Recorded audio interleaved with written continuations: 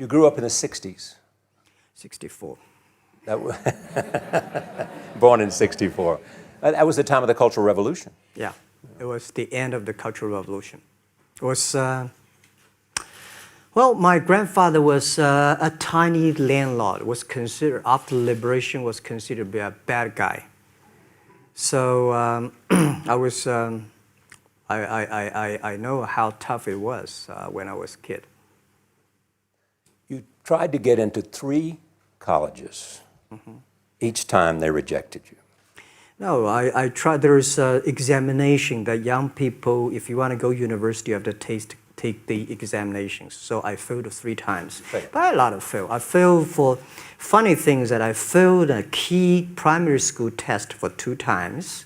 And I failed 3 times for the middle schools. And you will never believe in Hangzhou, my city, there's only 1 middle school that lasts only 1 year. It was changed from primary school to middle school because our graduates of our school, no middle school accept us because we were too bad. Yeah. They would become a middle school. What effect did it have, though, being rejected? Well, I think we have to get used to it. We're not that good. Even today, we still have a lot of people reject us. I think when I graduated from universities, and before I, for 3 years, I tried to fill in the universities. So I applied jobs for 30 times, got rejected. I went for a police. They said, no, you're not good. I went to even the KFC. When KFC came to China, come to my city, 24 people went for the job. Yeah. 23 people were accepted. I was the only one guy. And we went for police. 5 people, 4 of them accepted. I was the only guy that I received it. So to me, being turned down, rejected. Oh, by the way, I told you that I applied for Harvard for 10 times, rejected. I know I'll be rejected. I just don't want to say that. Yeah, sorry now. 10 times you wrote them and said, I'd like to come to Harvard. Yeah. And then I told myself, someday I should go teach there, baby. I think that can be arranged. Richard Nixon came to Hangzhou. Yeah. And after that, tourists flooded the place. Yeah. And that's how you learned English. Yeah.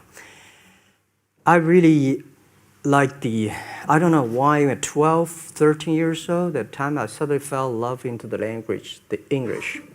And there's no place you can learn English at that time. There's no books, English books.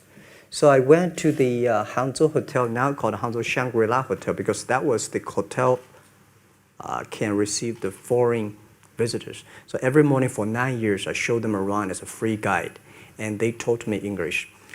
And I think that changed me.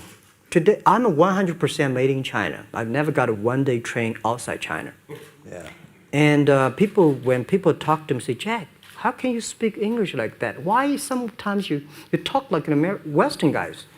I think that was the 9 years.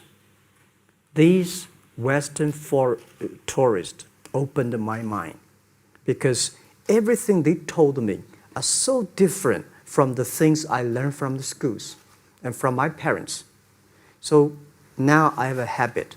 Whatever I see, whatever I read, I use my mind. Think about it for 2 minutes. Is that how Ma Jun became Jack Ma? Actually, Jack, the name was given by a lady in tennis. She's a tourist. She came here and she said, came to Hangzhou. We become a pen friends. Ma Ring is so difficult to pronounce. So she said, do you have an English name? I said, don't. So can you give me an English name? She said, okay. She said, my father called it Jack. My husband called Jack. What do you think about Jack? I said, good. So I've been using that for that many years. Yeah.